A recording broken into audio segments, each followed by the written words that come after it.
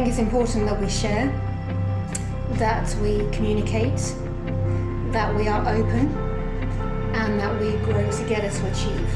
Because we are the voice of what wellness is about, and it's up to us to spread the message.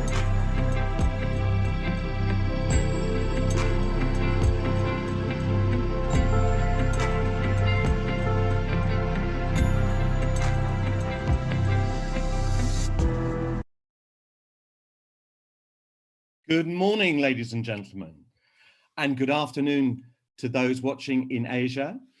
I'm very proud to introduce this session, the last day of Professional Beauty's World Spa and Wellness Convention.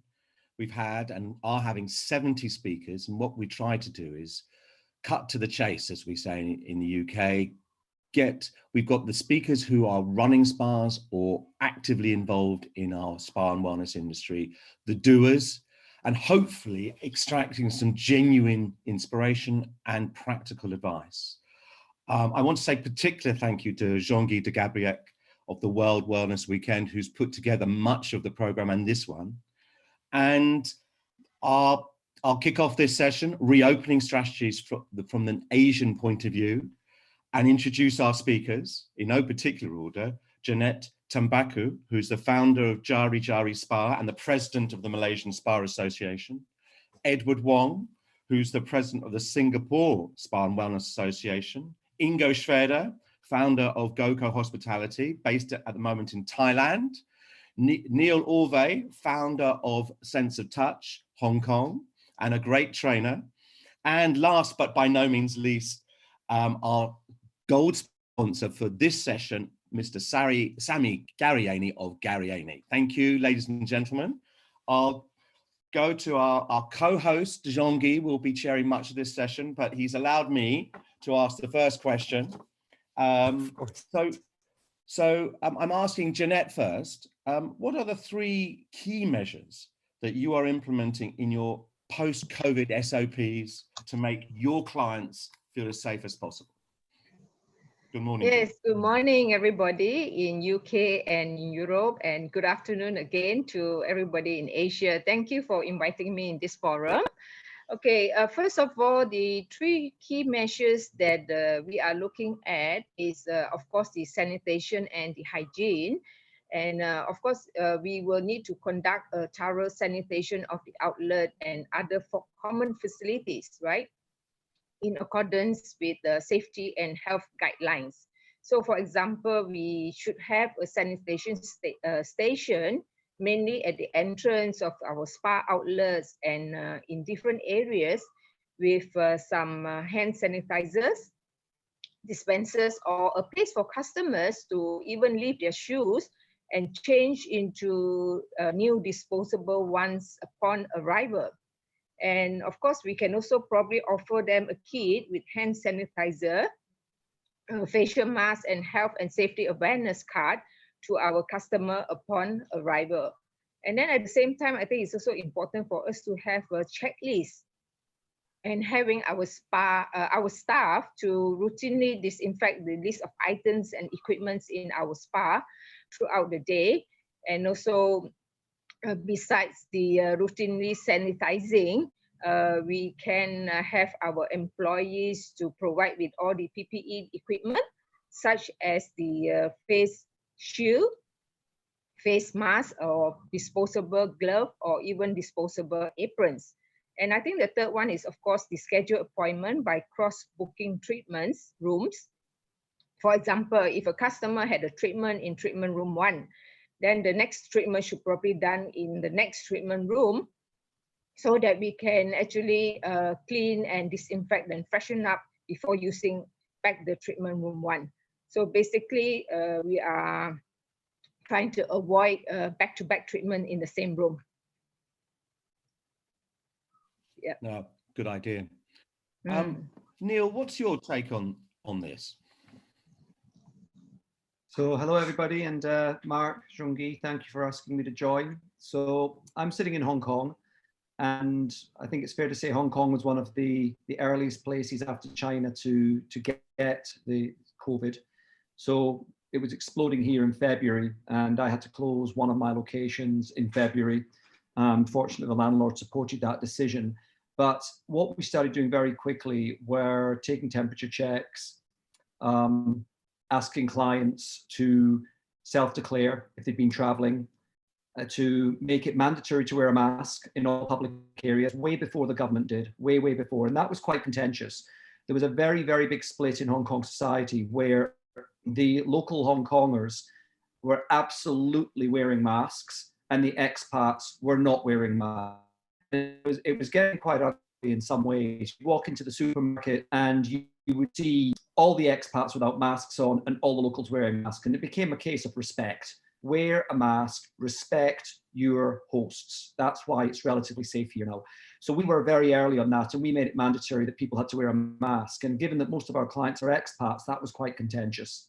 But I think it was the right thing to do.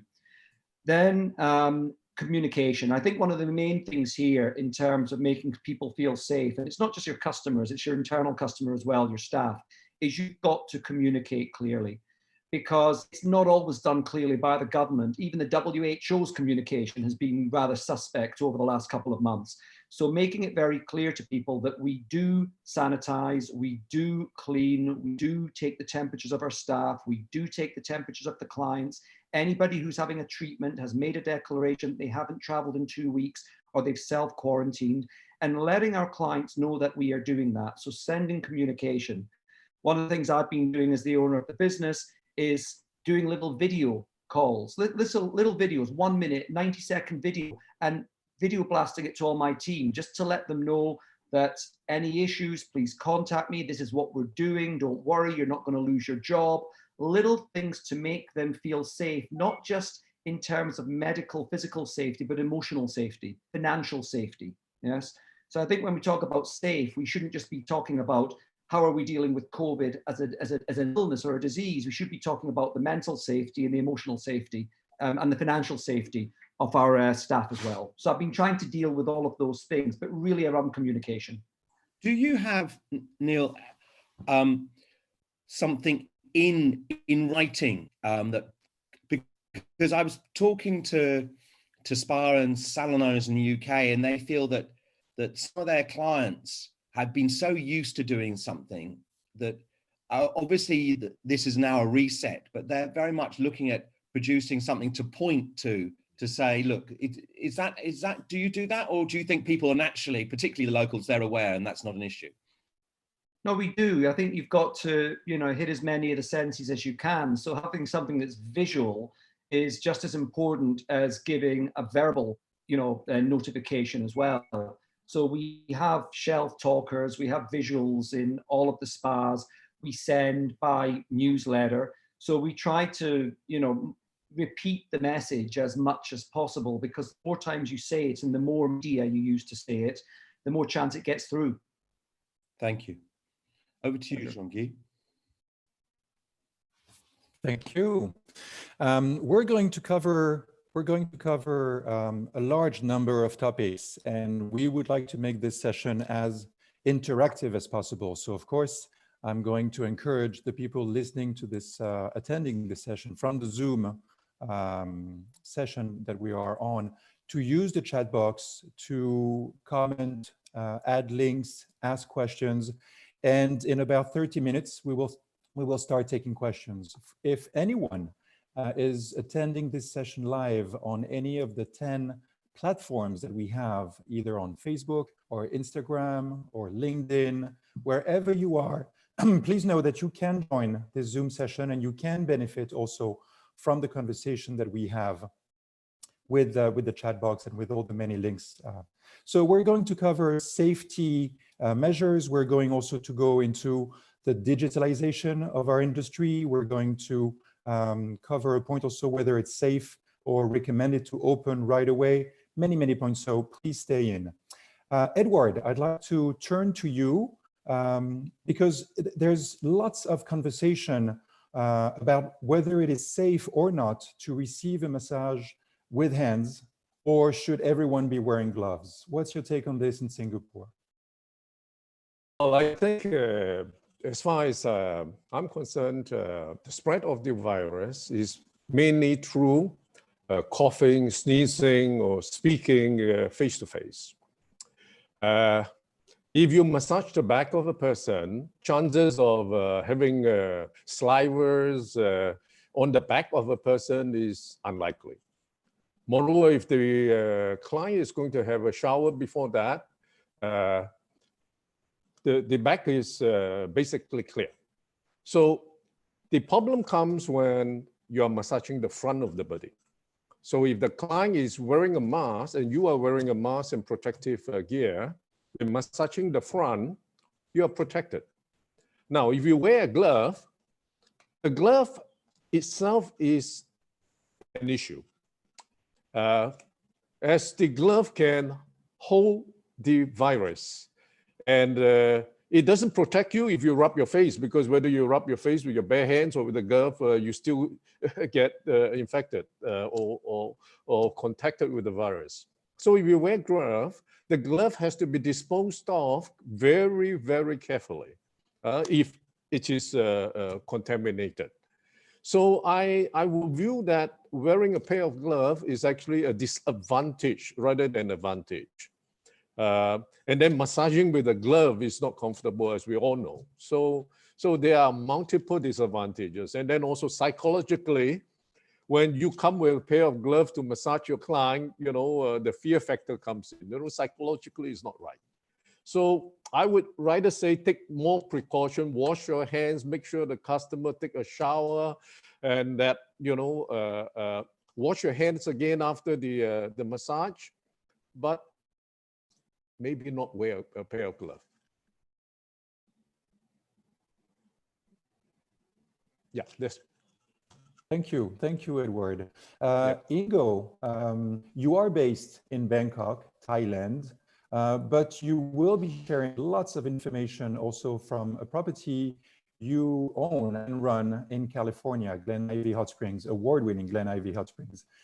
What's your take on massage with gloves or without in post-COVID? Ingo, you're on mute. Sorry. The problem is glass is the cross-contamination. So if you're wearing glass and touch your nose, and then you continue to touch other people, there's still a chance that you're passing on the virus. I believe in the sense of touch, Neil, and I'm very much against glove massages. Having said so, the American Council of Therapists actually wants spas to offer this opportunity. I also believe that there's an entire new chapter and an alternative and a less tactile massage coming very much into the forefront. And this is quite frankly represented by our friend Sammy here. Sammy's new wave spa system is fantastic. It's extremely popular. It's actually one of the most popular treatments we have. And I believe that Sammy and others will come up with additional equipment which will facilitate this. But in principle, while the American Spa and Therapy Association supports treatment with gloves, I believe in the sense of touch, and I believe also in equipment which can do this and much more. Thank you, Ingo. Jeanette, as president of the Malaysian Spa Association, but also as the owner and founder of Jari Jari Spa and Jari Jari Spa Academy, what is your take on massage with or without gloves? Yeah, for me, I do agree with Ingo to say that the sense of massage, the touch is very important, especially with our spa therapists, right? Because when they do massage, they are able to tell whether a person competes in a particular sport or drive a stick shift or even work at a desk all day. So because they are very good at their field. But then again, because of this current COVID-19 situation, I may have a little bit of different opinion from Edward and Ingo, because I feel that perhaps our therapists may need to use a disposable glove. Reason being is to give them a certain level of protection to both the therapist and the customer. That's how I feel. Yeah. Thank you.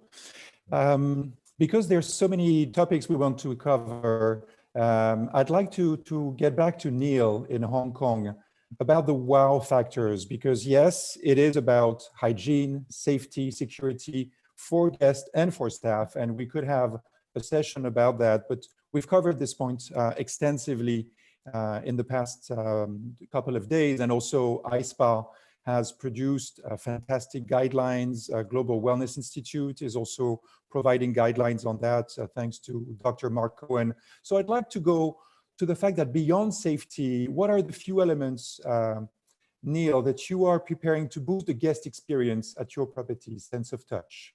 And then we'll go back to Edward, Ingo, and Janet. And of course, we'll hear from Sammy about high touch, high tech. Neil? Well, to be honest, Strungi, I don't think wow is probably the right word. I'm keeping it really simple here. So for those of the people watching this that don't know me, I own day spas. So I'm not part of a large hotel chain or a global chain. It's basically me and a couple of investors that own these spas. And if we go bust, we go bust. It's very to the point. So we're keeping it simple. We reopened on Friday, okay, after being shut for 4 weeks by the government. I think there's questions about the shutting down later on, and the financial implications and ways around that. So I won't discuss that right now. However, since we reopened, we've really kept it simple, because the first thing is, just think about this. You've got 4 weeks without being able to, okay? So we've got a lot of women who needed to wax. So we just focused on what people needed, and we were fully booked for 5 days. Basically 50% of all the business was waxing.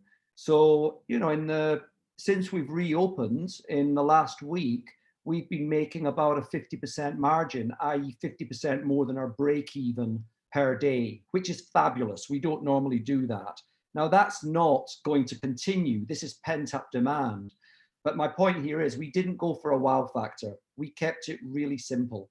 So our next thing is we're trying to lock people in, because I think one of the outcomes of the current global situation is, and I'm not telling anybody anything they don't know already, we're not having summer vacations this year. We're going to be stuck wherever we are. If you're lucky enough to be somewhere with nice beaches, that's great.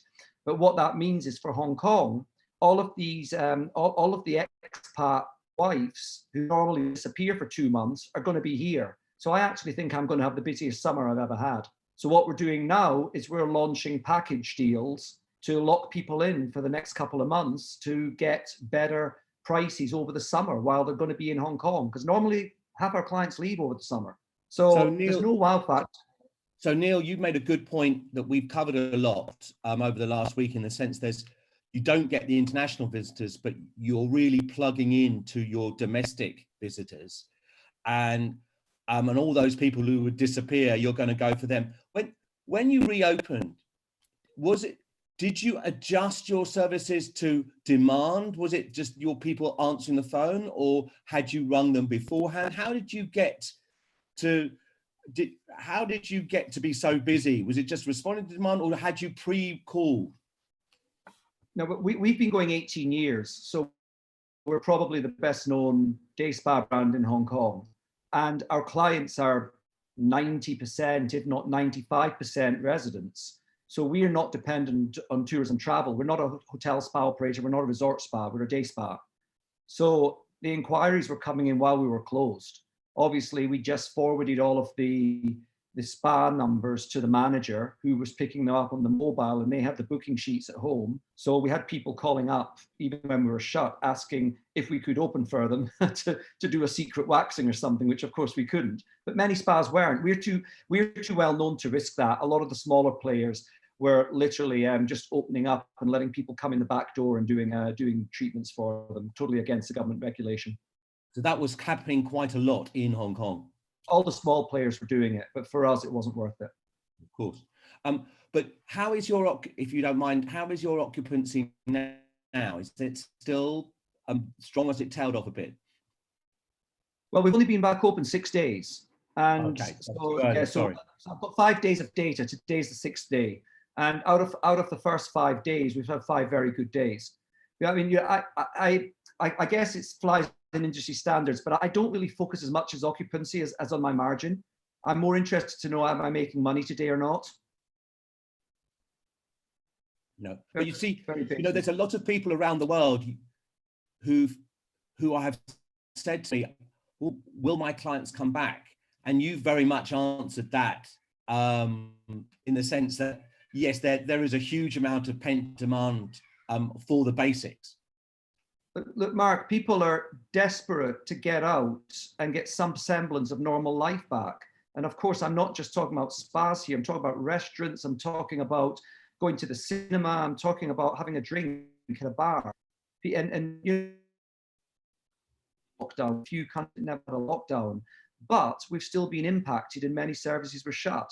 So the demand is there. I mean, what I can tell everybody is when you reopen, there will be people who want to come back, but if you're not getting inquiries, to answer your question, Mark, you do need to be reaching out. And we're lucky we didn't need to do that, but we would have been if we didn't have that inquiry incoming. Thank you. Sammy, you actually made me feel really good the other day. Now, I want to tell people that he was in Dubai and I was in London, so there was, but I rang him up asking that, whether Sammy would join the panel, and he said, Mark, if you'd rung me 2 weeks before, I think we'd had the worst 2 weeks ever. But I think when I rang you a week or so ago, Sammy, you said you had a huge, one of the best weeks of orders you ever had. So explain that, and what is Gabriac doing, and what advice do you have to Jean-Guy's question? So thank you, Mark. Thank you, Jean-Guy, for the preparation of this panel and the others. They were really amazing. Unfortunately, I couldn't make all of them. So I think all of you run spas and knows about the industry from one side. I can tell you from the other side, because a lot of people come to us and ask us different questions where we are ourselves surprised. And I think it's important to understand what is the need. Definitely, if you ask me massaging with hands, the answer is yes. I will not go into details. There are so many plus and only less negative points. The second thing is we have hygienic issues that we have to deal with, and new ones, which are, as a manufacturer of spa tables, the issue about the cradle. This area is critical. So we have some solutions. I don't go to that now. We were asked many times also, how is it possible to get treatments without really touching, which doesn't mean that you will substitute the touch treatment. You need both of them. And Ingo mentioned it already. They were ahead of their times, like us a couple of years ago, believing that there is a need for both. The idea was to maximize the experience and to go from the regular spa, which is massage, waxing, facials, to the wellness aspect, bringing technology. I'm not talking about the phones, about the digital technology. I'm talking about technology in sense of sound, in sense of aroma therapy, in sense of light that can work on the skin, on enhancing the generation of the skin in general, and then working with far infrared technology. So there are a lot of things you can do to work to get it from regular spa to the wellness place you want to be, working on PTSD, on sleep disorder, on detox, and now more than ever important, immune system boosting, which is we all know, and Mark Cohen really is a great person to talk to about the heat and the effect of the heat. So we implement this kind of heat in a couple of our products, or other companies as well, and it's beneficial. So we have things that are automated, that are in addition to the high touch. Sometimes it's low touch that can work. And the third point I want to mention is it's operational. That you guys have a room for, let's say, waxing, and another room for facial, another room for pedicure, manicure. No, we've been asked a couple of years ago, and we worked on with very famous brands to create the one that you can do all services. And now again, COVID showed us it's more than the time to have this product in order not to move the guests from one place to another, because we know this is very time consuming, it's expensive, sanitization after every move. So I think the trend will be to keep the person as much as you can in one place in order to reduce your costs and try to get in their break-even point that you wish to reach now after this COVID. So these are my 3 points that I want to mention in short time. Thank you. Over to you, Jean-Guy. Thank you, Sammy. Thank you, Mark. Wow, maybe not the right word, but yes, we need to make sure it is safe for people to go back. It is meaningful also for people to go back. Yes, there will be hygiene services that will be required first, but massage is definitely the bread and butter, and facial also is definitely where the high margins are related to products and product recommendation. Edward, I'd like to get back to you because for many years you founded and ran a school educating thousands of professionals in Singapore, and now you're the president of the Spa and Wellness Association in Singapore. How will you emphasize the physiological benefits of your treatments to boost immune system? You did mention something when we were preparing about a herbal pack. Can you elaborate on that? And then Igo, we'll turn to you about the things you're organizing at Glenivy Health Springs. Edward?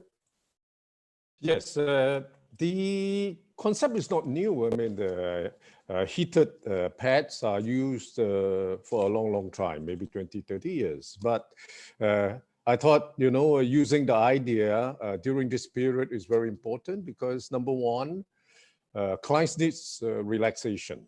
So a heated pad or multiple heated pads would provide a form of relaxation for the client.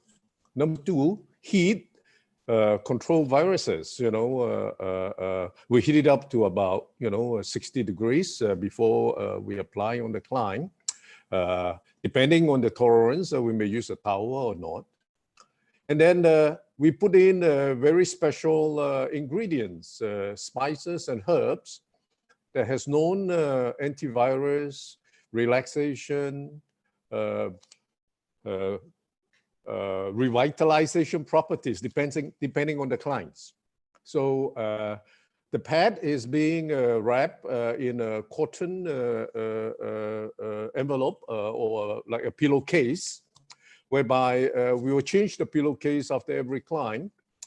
We heat up the elements in a microwave oven, so for 3 minutes. So virtually it kills whatever viruses or germs.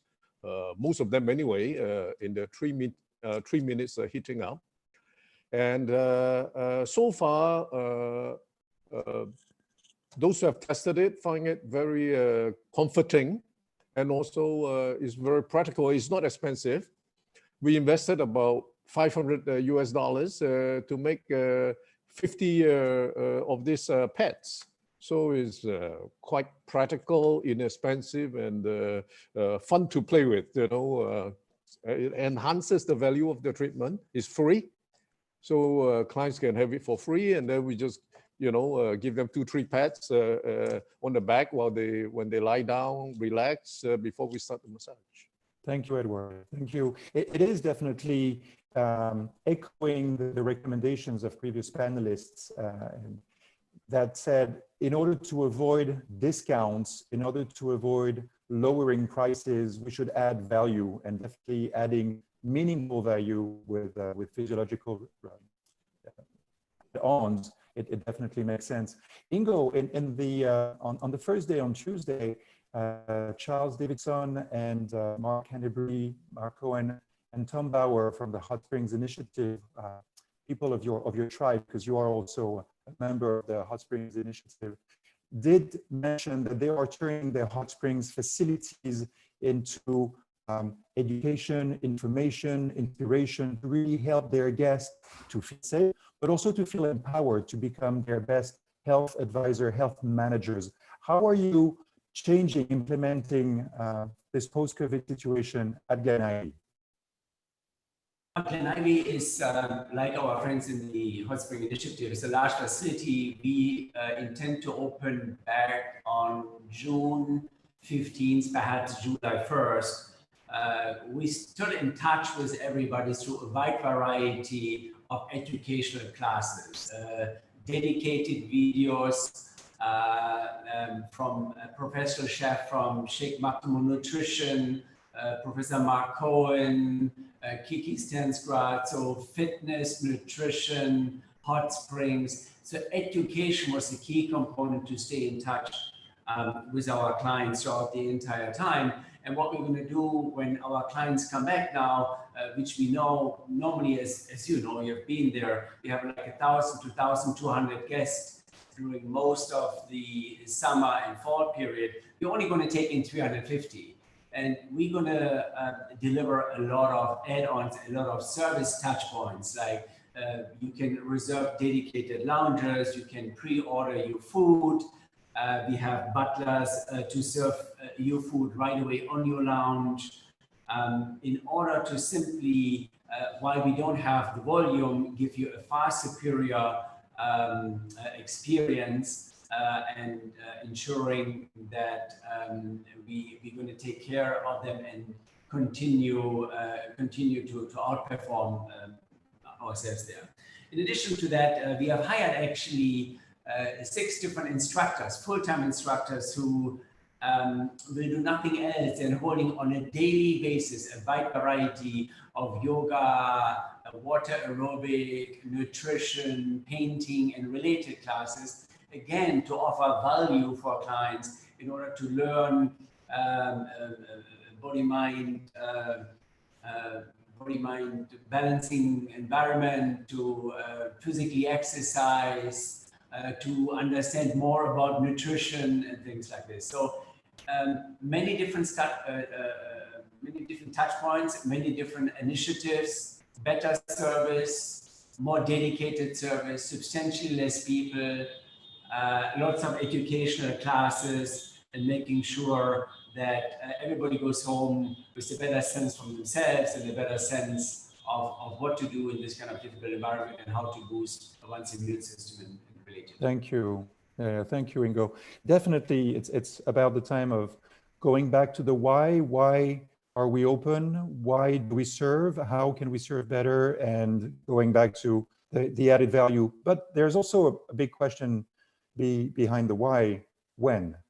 When is it safe to open? And not just on a hygiene perspective, but on a financial perspective. And I'd like to ask Janet, do you feel it is safe to reopen as soon as local regulations allow it? Because right now in France, we are allowed the businesses are allowed to reopen since a few days ago, since Monday.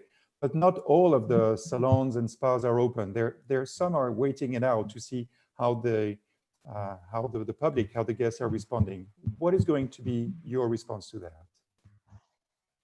Yes, in Malaysia, we were told that our industry will probably be the last one to be open by the government. So a lot of us, there is a lot of quite a mixture sentiment, I would say, over here. Some of our association members who are very eager to open as soon as they can, and but the other half share their concern on how many spas really follow the SOP strictly. So in Malaysia, our spa wellness centers, which belongs to the members of the association, have been rated by the Ministry of Tourism. So with that, most of our members will definitely operate with the required standards that meet the stringent rating of the criteria set by the ministry, and so we will not be worried about that. However, the smaller operators and the reflexology centers that are not rated by the ministry, that will be our biggest concern.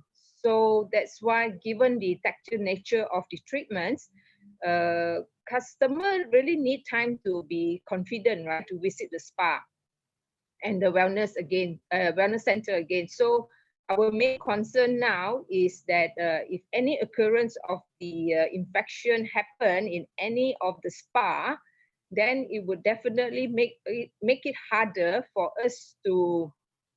the industry to recover.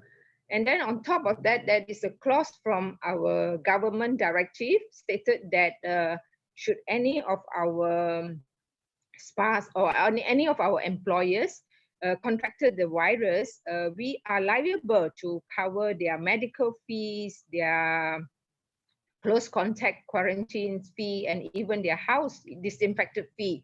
So that clause will, of course, definitely make us to think before we reopen. And we also must consider our ability, whether we can protect our customers and our employees, and to ensure that our SOP are in good order and also in straightly hired by the employees, right? So I think at the end of the day, it's still the choice of the each spa owners, whether they want to open or they want to close after the CMCO is uplifted.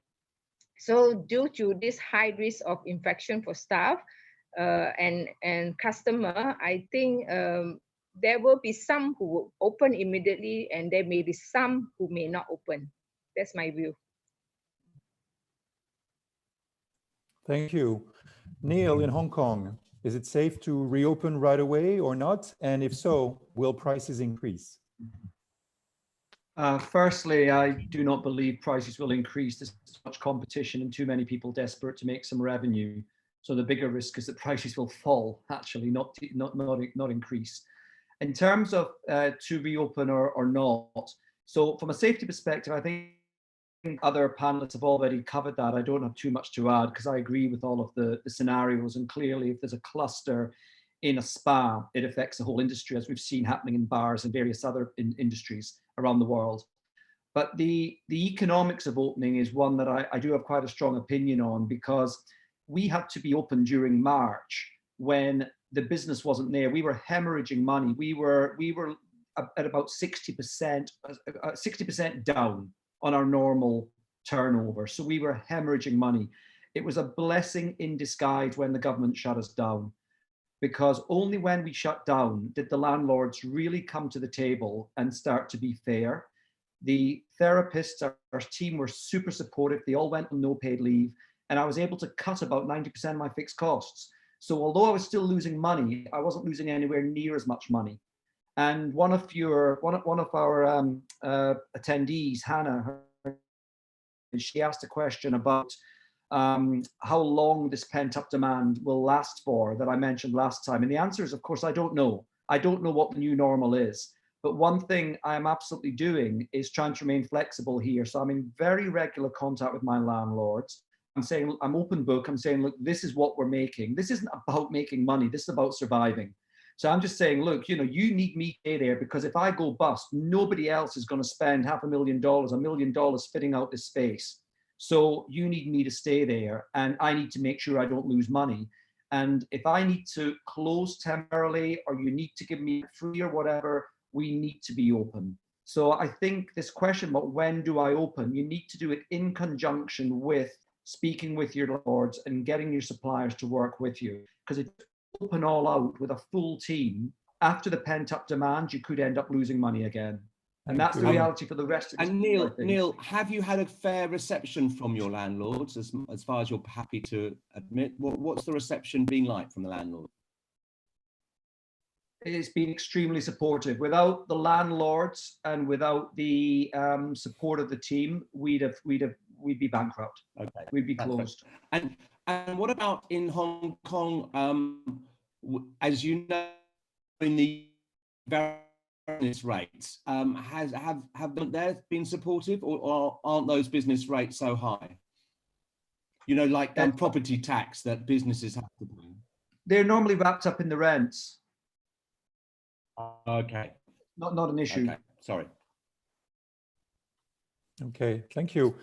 Edward, because this question about rising prices or not, most of you and most of the other panelists in the previous days have said, no, we will not increase prices. However, we will increase value with add-ons in order to justify not lowering the prices, because Dubai will definitely see so many discounts and packages, and after the health pandemic that we've had, we will have a recession possibly that will choke lots of businesses. So is it financially sustainable, Edward and then Ingo, to reopen, knowing that social distancing or physical distancing will cap operations probably to a 50% capacity? Edward, what's the take in Singapore, and then Ingo, with your view on the world, Ingo, not just Glen Ivy Hot Springs? Well, Singapore Edward? has closed. Singapore has closed for almost 2 months. So we closed down all the businesses on the 5th of April, and we're not open until the 1st of June. So in fact, there are a lot of customers who are waiting for spas and salons to be open. And of course, businesses are desperate to open because 2 months there's no income. Also, workers who has been on leave for 2 months are getting restless. So we do intend to open as soon as possible, but of course, with safety in mind. So the Singapore government is in control. So unless they say you are safe to open, we will not open, of course. So once we open, of course, we have to try and get in not only our existing customers who are waiting for service, but also new customers. And everybody is opening at the same time with the challenge of a poor economy.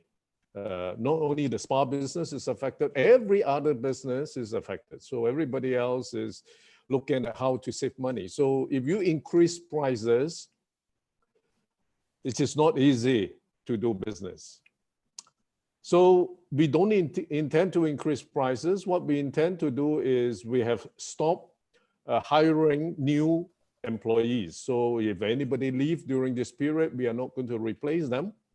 We are trying to make use of all the existing employees, spread them out and to do different things.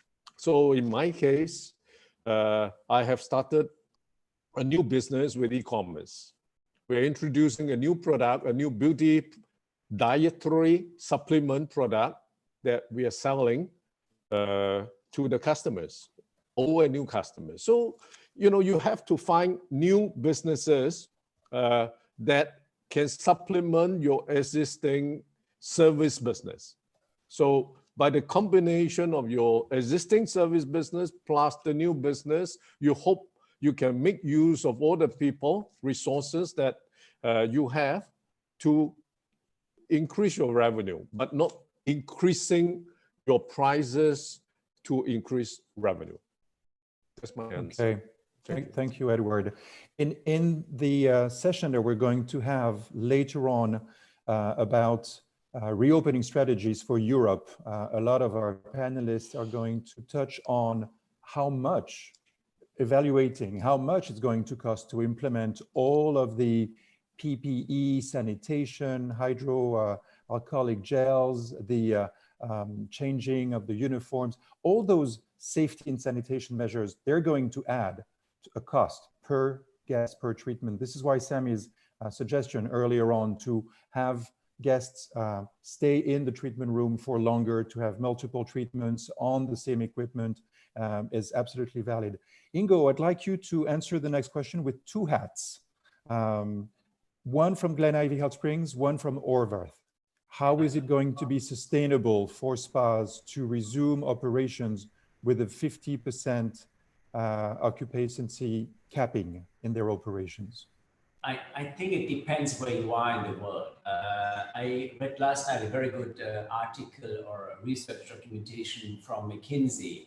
They analyzed the markets which are open, and they clearly identified, and they also look into the future for the Chinese traveler, which is the most prominent traveler around the world right now. It's going to be regional travel for drive-through or flying 1-2 hours, but not flying 15 hours. Therefore, the spas which are in hotels, and it doesn't matter where they are, they will have to wait because hotels are closing still today, and they're going to open much later than the close by nearby facilities. If you look at here, Thailand, the biggest hotel company in Thailand is Minor. Minor has 540 hotels and only 8 are open.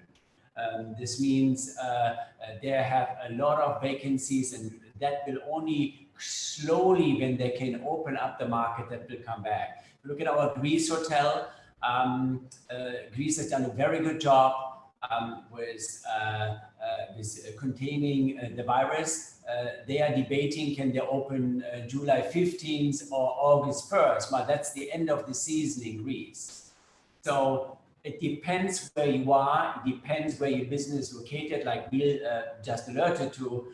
Glen Ivy has visitors from a 2-hour radius. They drive there. We get an average of around 500 to 540 messages a week, and most of them are questioning when we are reopening. So because there is this pent-up demand, and people want to go out, hang in the hot springs, and so on and so forth. So it depends where you are, it depends where your business is located, it depends where you are in the curve and where your country is in the curve. It will determine how fast you can open. But the costs are going to be higher. The costs are going to be between 10, 15, 20% higher. This means you can only overcome that if you offer a service which is superior to the one you have offered before, in order to compete on best practices and the good service platform, but and also then to charge the right kind of prices. Yeah, so that kind of rounds it up worldwide, and really, Jungi, every market is different there, right? I mean, the markets in China are open up already. You know, the market in Taiwan is open up already, right? Right now, the market in California, the governor tells us that only one person can come into the pool, and you have to have 2-meter distance to do anything there. So it depends on where you are. There will be different applications, but for sure, it will all cost us more to operate. So we have to compete through quality, education, and value propositions. Thank you, Ingo. I'm conscious of time, and we may need to close in 25 minutes. So we are going to take questions, and we have one that Jeanette is going to answer in a second about what about facials? Is it safe to do facials? Do you have to wear a protection, a mask, shield? And maybe I'll ask Sammy also a question about high tech, high touch, and the possibilities. But before that, and just to close on that question about cost, a sneak preview from the session later on today, agreed with you, Ingo, depending on the facilities, the level of safety measures that will be stacked on top of each other, the safe packages that Jeanette is going to also introduce at Jerry Spas, where each guest is going to receive a mask, a gel, things like this. The price, the additional cost of treatment could increase from 10 to 20%, which means net revenue is definitely going to decrease. So if any of you are listening to this panel on any platform, whether Facebook, Instagram, LinkedIn, it is still time for you to join us on Zoom. All you have to do is go to the Facebook page of your closest professional beauty site, whether UK, India, South Africa, Dubai, GCC. There'll be a link for you to connect and to enter to register and to enter the Zoom so that you can also ask your question. But first question, Jeanette, how will you manage to offer facials in a safe way for the guest and for the therapist? From my personal point of view, I think probably what is important is that we have the PPE equipments with us. The most important thing is the spa therapists actually have a shield, a face shield, where they can cover their face.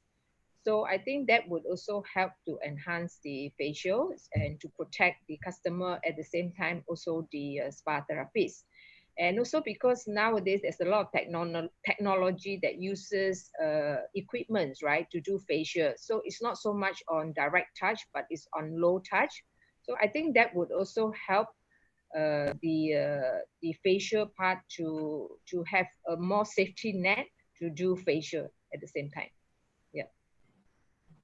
Okay. Sami, would you like to comment on this with all the equipment that you offer with Gabriac Group, whether for spas, for salons, for advanced aesthetics? How is it safe to do that? So it's very important to really see that we are treating different parts of the body. If we work on the feet, it's different protection than if we work on the face or on massage. We talked already, I think, a lot of times about massage and facial. I didn't follow all the sessions, but I think it's something it was not talked about. The thing we are talking about, social distancing, keep distance, and facial is very close. So, and it's really the most, I think, dangerous part, because if you work on pedicure, you are far away from the guest. You need your mask, etc. That work. So we have something that people ask us if you can create a shield to protect. There are shields that you can wear on the mask, and then you can turn your face around and left. We designed a plexiglass protection between both. This is, to me, it's more aesthetics than really functional. You have to be careful not to exaggerate, you know. So I think if you do it right, you protect yourself with the mask and the shield, and the guest should wear the mask. I think you cannot do more than that. My recommendation: we are not in a hospital environment. We are in the beauty environment. Wear above your mask some fashion mask. Try to hide it a little, and even without making it less safe, because if you arrive with this bluish one, you kind of scary people. We all know that from the other medical environment. Then you don't want to, we did all our best to get the spa far away from the medical environment, and now we are obliged to bring these instruments, the PPEs, that we have to change them in a fashion way. This is my point of view. So if you ask Thank me you, Sami. Sorry? Thank you. And you're right about the mask. Yes, there is the medical grade mask that you can wear, but also Noel Asmar, based in Canada, is producing special masks for spas and salons. Debbie, also Leon from Fashionizer, is producing them. And I have to recognize, thank you, Sami, for being the gold sponsor of this session, but also next to me, there are also other logos of Biologique Recherche and Lemi, and sneak preview on the next session about answers from Europe. You mentioned a shield, Sami, and there is also such a solution called as the Spa Shield that Matteo Puseferi from Lemi is also going to introduce. Yeah, we're not. Sami, tell me though, elaborate on the point. I was quite interested because on a general thing of your business, you had said, share the story, because I think I know most of our audience, of course, run spas, they're not suppliers, but I think they will be heartened to know that the level of bookings you've had in the last couple of weeks. Would you share a bit of that? Because you were saying it was absolutely dire and now it's almost been the best. Would you share that? I think first, thank you, Mark. If I think it impressed you what I told you, but just a reminder, I started my business in 91, which is 29 years. And I can tell that I know, I think a lot about the industry. And when I started with 91, people told me, Sami, are you crazy? It was a recession, bank recession problems. This is the worst time you can start your business. Why I'm mentioning it? Because we are, again, it's like a cycle. We had this 2008, and now we are with another. So there will be an up, we all know. The question is, again, we start in a difficult time, getting better. I was surprised because now going back to what I told Mark, it was 2 weeks like paralyzed. I think all the world was paralyzed. No one was, it was scaring. No phone calls, nothing.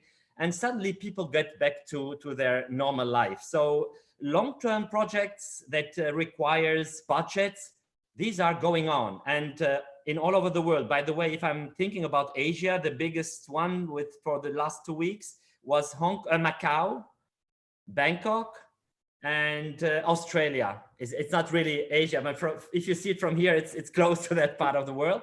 So we see that long-term projects are there. You cannot stop doing that. You have to adjust after your parameters, definitely. When I go to Europe, our major business in Europe, it's about day spas, smaller businesses in all over Europe, mainly for sure Germany, Benelux, France, and all the countries that already started to open, I was surprised 2 weeks ago, I'm calling my team, because in Germany, we never did a lockdown. I think Germany kind of tried to find a solution in between, which seems to work better than others. So they are buying, people are telling us, we need a new table, we need this new, it's time now to renew and to be better than my competitor and faster. So it's wrong to say wait until the others, because if you wait, the other will pass you. Thank you. Thank you, Jean. I brought that in because I think people need to know that if people are booking high-end equipment, it must mean that there is hope for all of us who are still under lockdown. Over to you, Jean-Guy. Thank you, Mark. And as we are nearing, maybe we will see one or two last questions, but there were lots of questions about facials, about massage with gloves. So it was very technical or oriented. With 10 or 15 more minutes to go, Jeanette, I'd like to turn to you because I'd like to also open up on an optimistic note. When we were preparing, you mentioned your attitude becomes the most single factor in commencing any climb. Can you elaborate on the story you've heard from that person with mountain climbing and facing adversity? If you can unmute yourself. Yes, it was a very interesting sharing from a friend in the Facebook. Basically, what I learned from him is in order to stay positive, we need to do what we can to uplift one another, and at the same time by helping to build social resilience in our interaction with each other. So we should pay attention to each other with genuine interest, and then being there, being present and responsive to one another. So I think that is caring comes in as well, and also to help to look at another one person's perspective. Yeah. Importantly, we are here to encourage each other and sharing mutual respect and value. So what is important is our attitude, where we become the single most important factor in commencing any climb. I'm an avid mountain climber, and this friend of mine is also an avid mountain climber. So as we climb on the mountain, we always say next steps, right? Which carry us through. So don't stop, my friend. Just take next step and take next step and take next step and take next step. And there we can plan today and harvest tomorrow. Thank you so very much. And it's true, it's plant today, but also plant today and harvest tomorrow, as you did mention with this. Ingo, I'd like to turn to you, and then we'll ask Neil also his take on this. So many times as an owner, as a managing director, there are strategic decisions you want to make. There are strategic turns you want to make in your business, but business is going on and on and on, and it's hard to find the right moment, the right momentum to do that. Maybe in a time of crisis, that's the time to do drastic changes. What are you implementing and at Glen Ivy, and maybe recommending also to other properties you're managing, maybe Darius Cove in Greece? You need to analyze your business in the time of crisis. And you need to look of how to be more efficient, more agile, how to be out of the box, and how to anticipate what the clients truly want. In Glen Ivy, the mantra was very clearly, we want to move more and more towards not only hot springs, but dedicated wellness programs. We are in the middle of an entitlement for an additional wellness hotel on site. Therefore, the hiring of additional manpower in the area of teaching, education was of importance. We made another substantial change in the area of nutrition. We will come up with an entire-new nutrition program, because I believe, in particular in North America, where food often is kind of consumed on the go and a little bit not as, there's too much fast food. I mean, net, there's too much fast food. Let's not beat around the bush. we will totally enhance our food program towards a different nutrition aspect.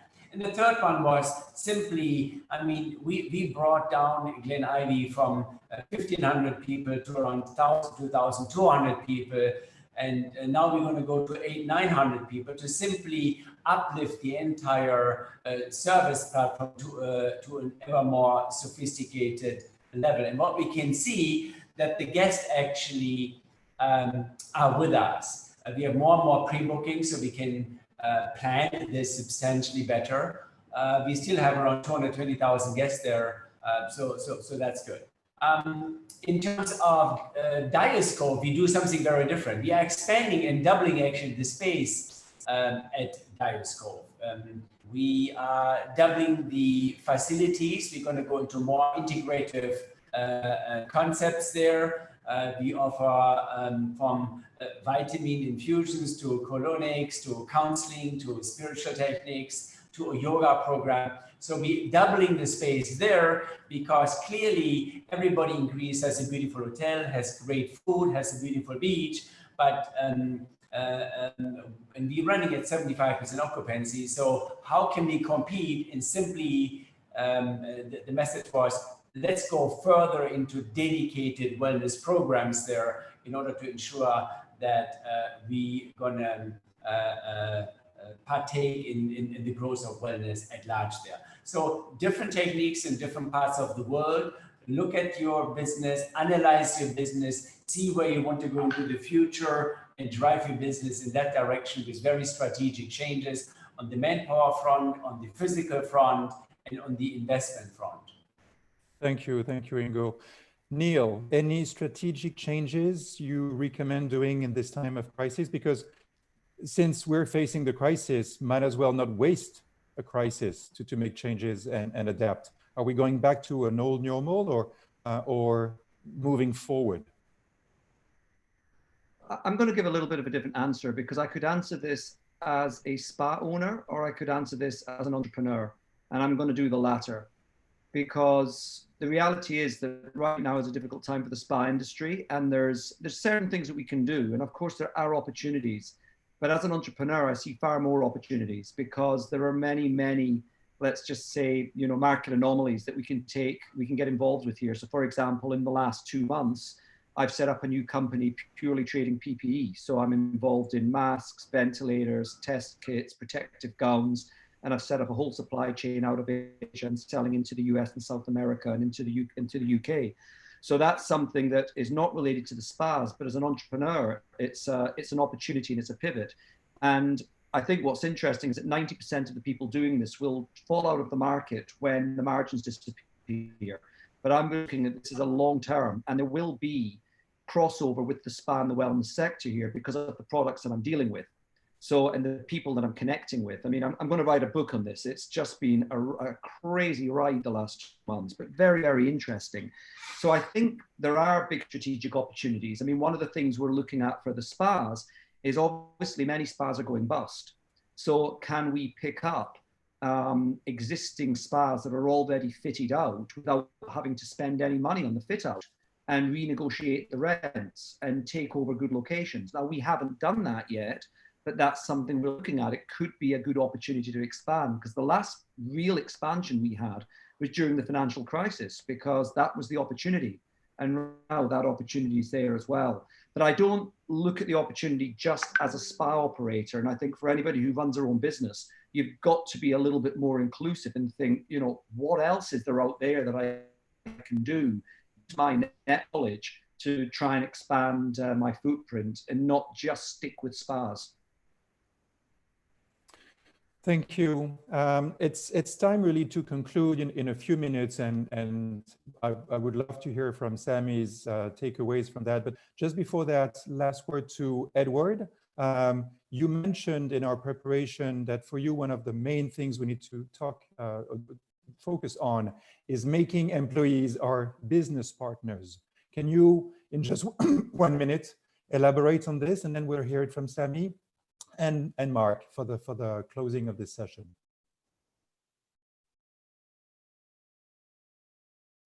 Edward, you're on mute. I mentioned earlier that we are opening the spa with the introduction of a new product, a dietary supplement to enhance beauty. It's a new concept, is something that complements our existing business. And instead of cutting down staff or cutting their salaries, we tell the staff, hey, look, we have this new business. We give you a share of revenue, if you promote the business. So virtually they become our business partners to promote our new business. So I don't have extra costs because they are already paid for. I just use existing staff and give them a business opportunity to embark on so that they can enhance their income while enhancing the income of the company. So that's what this is. And I think many spas or salons can do that. Thank you, Edward. Mark, over to you and Sammy. I'll close up. Sammy, you want to say a few words, please? Yes, a few words.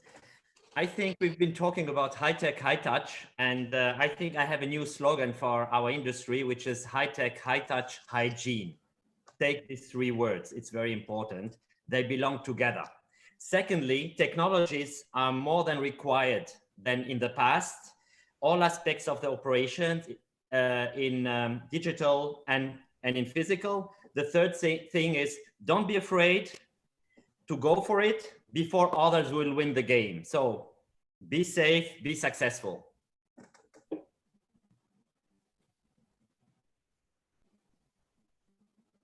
That's it. Thank you. Unfortunately, ladies, gentlemen, we have to wrap up this panel. Thank you for your contribution. I hope it's been valuable to our audience.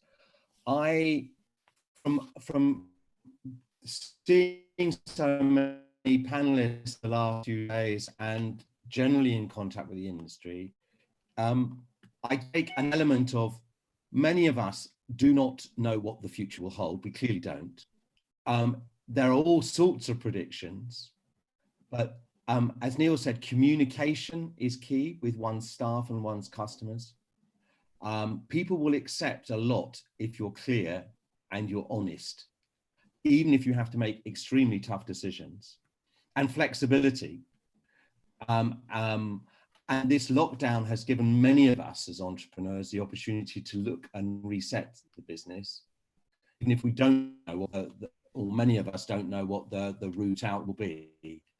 Gentlemen, ladies, Jean-Guy, thank you very much for your contribution. Next session literally is in 20 minutes, 10:30 UK time. All the best to you all. Thank you. Thank you. Thank you.